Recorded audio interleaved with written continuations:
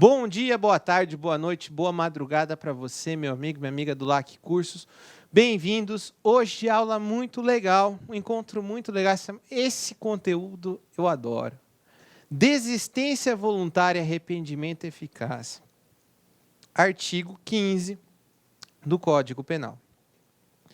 No artigo 15 do Código Penal, traz os conceitos do que vem a ser a desistência voluntária, o que vem a ser o arrependimento eficaz e as consequências do reconhecimento quando o agente ele desiste voluntariamente da execução do delito ou ele se arrepende de maneira eficaz. Existe uma consequência jurídica disso. E aqui eu venho trazer para vocês e a gente lê. Já lê para compreender a matéria. O artigo 15 diz: o agente que voluntariamente desiste de prosseguir na execução, isso aqui é desistência voluntária, ou impede que o resultado se produza, arrependimento eficaz, só responde pelos atos já praticados. Então, o artigo ele já diz para você o conceito de desistência voluntária, o conceito de arrependimento eficaz, e diz ainda, reconhecida a desistência voluntária ou arrependimento eficaz, o sujeito não responde pela tentativa do crime, e sim pelos atos até então executados. Ele responde pelos atos até então praticados. Ele não responde pelo crime que ele desejava praticar, mas responde pelo crime que ele praticou até aquele momento. Professor, qual que é a diferença entre desistência voluntária e arrependimento eficaz? Na desistência voluntária e no arrependimento eficaz, vamos pegar primeiro a desistência voluntária. Por ato voluntário, o agente desiste na execução do delito. Dentro do caminho do crime, dentro do iter criminis, o sujeito, ao percorrer, ele entra dos atos preparatórios para a execução do delito. Durante a execução do delito, ele desiste de prosseguir na execução do delito para a sua consumação. E ele desiste de maneira voluntária. Significa que é de um ato dele. Não é por circunstâncias alheias à vontade dele. Não, ele desiste pela sua vontade. Mas, professor, ele desiste pela sua vontade? Sim, ele desiste pela sua vontade. Professor, dê um exemplo. O sujeito vai, pega a arma, mira na pessoa, a pessoa começa a chorar, e quando ele vai efetuar o disparo, ele desiste. Pouco importa os motivos que levaram ele a desistir. Pouco importa se ele desistiu porque ele ficou com dó da vítima, ou porque foi a pedido da vítima. É até interessante que na desistência voluntária entra aquela situação do refém, né? O sujeito está lá, eu vou matar ele, está com a arma na cabeça do refém, eu vou matar ele. E neste momento, o policial fala, entrega o refém, se entrega o refém, e ele atende o pedido do policial. Desistência voluntária, ato voluntário. Ele poderia prosseguir e matar o refém. E ele não fez porque ele desistiu de maneira voluntária.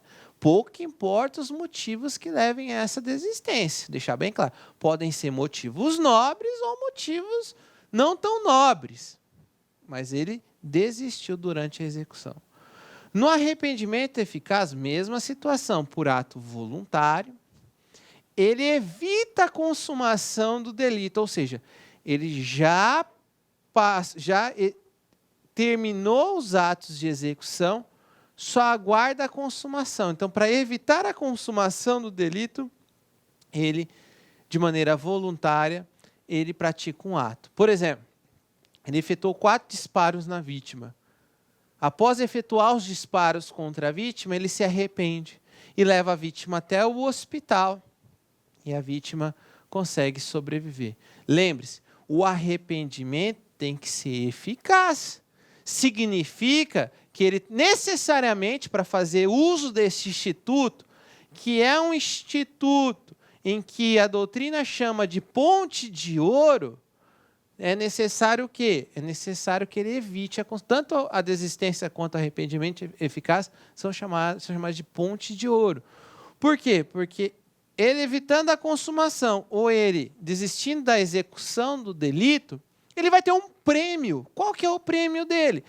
No caso do homicídio, em vez de ele responder por tentativa de homicídio, ele irá responder por crime de lesão corporal ou por crime de ameaça, dependendo do caso. Ele só responde pelos atos até então praticados. Nas duas hipóteses, a mesma solução jurídica. Responde pelos atos, então, praticados. Questão que caiu para promotor de justiça lá na Paraíba. O arrependimento eficaz, letra A, configura-se quando da execução do crime é interrompida pela vontade do agente. Quando da execução do crime é interrompida pela vontade do agente. Nós estamos falando do arrependimento eficaz. B, dá-se após a execução, mas antes da consumação do crime. C, decorre da interrupção casuística do intercrimes. D, é causa inominada de exclusão da ilicitude. E, exige que a manifestação do autor do crime seja posterior à consumação do delito. A resposta correta é a letra B. Isto é, ele evita a consumação do delito, ou seja, se dará após a execução do crime, mas antes da consumação do delito. Na letra A, traz o conceito de desistência voluntária. O questionamento era aqui sobre o arrependimento eficaz. Letra C traz a questão que envolve o conceito de tentativa. Eles usaram uma expressão bonita. Interrupção casuística do intercrimes, ou seja, circunstâncias alheias à vontade do agente. D, é causa inominada de exclusão da ilicitude.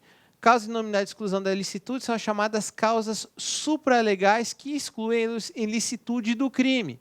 Nós temos as causas legais, que são 4, que é estado de necessidade, legítima defesa, estrito cumprimento do dever legal e exercício regular do direito. Essas 4 estão previstas na lei. As que não estão previstas na lei são chamadas de causas inominadas de execução, de exclusão da ilicitude. E, por fim, exige manifestação é o arrependimento posterior. Aqui não é o caso. Gente, deixando bem claro, trata-se do quê? De natureza jurídica, é uma ponte de ouro, isto é, faz com que o agente, diz a doutrina que é uma causa de excludente da tipicidade. Exclui-se a tipicidade inicial, isto é, se exclui a imputação de um crime que ele pretendia, mas ele responde por um crime, obviamente, menos grave. Então, trata-se aí, como eu falei, de uma ponte de ouro. Von List já chamava isso de ponte de ouro e cai nas provas de concurso público. O que é ponte de ouro? São a desistência voluntária e o arrependimento eficaz. Gente, muito importante também, no caso do arrependimento eficaz, tem que ser eficaz, ele tem que evitar. Professor, e se ele não conseguir evitar a consumação? Ele levou até o hospital, mas não conseguiu evitar a consumação do delito. Ele vai ter uma atenuante da pena. Ele responde pelo crime, no caso ele responderia pelo crime de homicídio consumado, com a atenuante da pena. Ele não faz benefício, ele não faz jus a esse benefício. Professor, é possível falar de arrependimento eficaz e desistência voluntária nos crimes culposos? Aqueles crimes que são movidos pela imprudência, negligência ou imperícia? Não, não é possível. Não é possível falar, são incompatíveis, haja vista que nos crimes culposos, como que você vai desistir culposamente? Como que você vai desistir ou como você vai se arrepender culposamente se você comete o fato sem nenhuma intenção? Então, o arrependimento eficaz e a desistência voluntária só valem para os crimes dolosos. Professor, e se o sujeito ele desistiu de manhã de prosseguir na execução do delito, e aí à tarde ele se arrepende e volta para dar continuidade ao crime? Nesse caso, há de se falar em desistência voluntária? Não, não há de se falar em desistência voluntária. Ele não vai fazer jus da desistência voluntária. Desistência voluntária é ele desistir da execução do delito, é desistir da ideia do crime. Se ele desistir de manhã e dar continuidade, à tarde ele não desistiu do crime, ele só adiou. Ele só adiou a prática do delito. Professor, e no caso de concurso de pessoas? Prestem atenção. No caso de concurso de pessoas, tanto na desistência voluntária quanto no arrependimento eficaz, é perfeitamente possível, mas tem que necessariamente haver a desistência voluntária e o arrependimento eficaz. Então vamos imaginar a seguinte cena.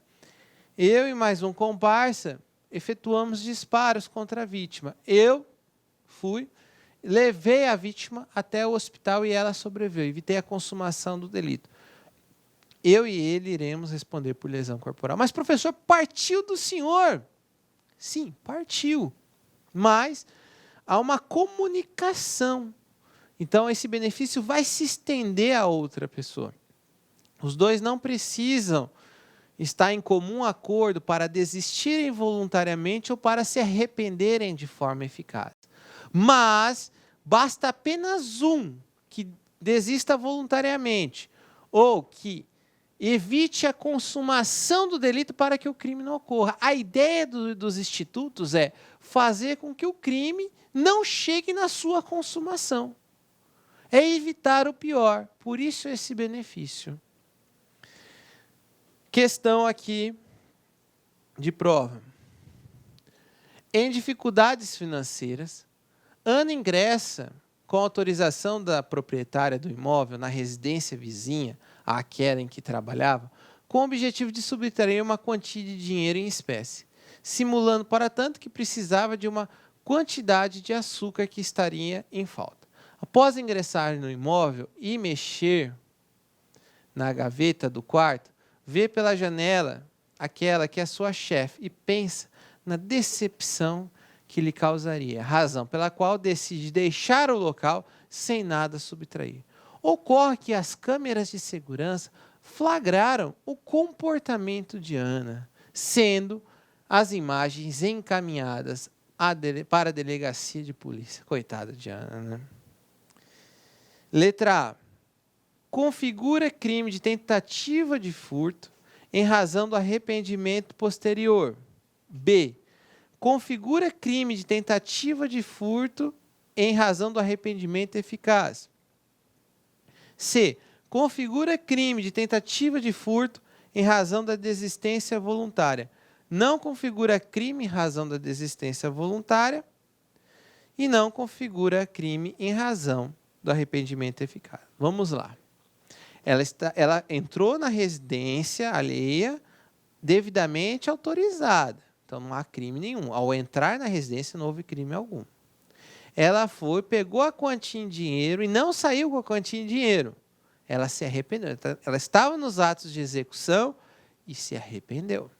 Então, se ela estava nos atos de execução e voluntariamente ela desistiu de prosseguir na execução do delito, houve uma desistência voluntária. Era isso que o exercício queria saber de você. Tá, nós descobrimos qual é o instituto, desistência voluntária. Professor, qual é a finalidade da desistência voluntária? Fazer com que ela nunca responda pela tentativa. Então, letra A está errada, porque não há tentativa de furto. Letra B está errada, porque não há tentativa de furto. Letra C está errada, porque não há tentativa de furto. Sobrou a letra D e a letra E. Ela não vai responder por nenhum crime. Ela responderia por atos até então praticados. No caso, se ela tivesse adentrado a residência sem autorização da proprietária, ela responderia por invasão de domicílio. Mas no caso ela foi autorizada. Então ela não vai responder por nada. Mas nós já identificamos o instituto, é da desistência voluntária, letra D. Você vê, facinho, tranquilo. Não há mistério algum. É só a gente compreender e esclarecer quais são os institutos necessários para que a gente possa compreender e aplicar. O examinador ele vai querer saber de você como você vai identificar se é desistência voluntária ou arrependimento eficaz, e ele vai querer confundir você com a tentativa. Lembre-se, tentativa. Circunstâncias alheias à vontade do agente, ou a gente não consegue a consumação do delito por circunstâncias alheias da vontade do agente. Desistência voluntária, ele desiste de prosseguir voluntariamente. E arrependimento eficaz? Arrependimento eficaz, ele evita a consumação do delito. E ainda temos a questão do arrependimento posterior. O arrependimento posterior, ele vem previsto no artigo 16 do Código Penal. É o depois do crime, é o depois da consumação do delito. Ocorrendo a consumação do delito, o que acontece? O sujeito pode reparar o dano causado. Se reparar o dano causado, o sujeito vai ter uma diminuição da sua pena. Na desistência voluntária e no arrependimento eficaz, ele vai responder por um crime menos grave. No arrependimento posterior, ele responde pelo crime consumado, todavia, com o quê? Com uma diminuição de pena. É só isso que eu tinha a falar para vocês. Nosso momento motivacional, já criei aqui, é o nosso momento, os nossos minutinhos motivacionais para manter essa chama acesa dentro de você. Se houver 1% de chance, vale a pena lutar. Então, não desista. Se existe 1% de chance, esse 1% de chance pode se transformar em 100%. É 1% de cada vez. Aquela frase, no pain, no gain, isto é, olha o meu inglês, né? Lindo, né? Sem esforço ou sem sofrimento não há ganho, é verdade. Para você avançar vai ser sofrido, mas vai valer a pena. Então, mesmo que a chance seja de 1%, vale a pena lutar. Só depende de você. Um grande abraço, fiquem com Deus e até o nosso próximo encontro.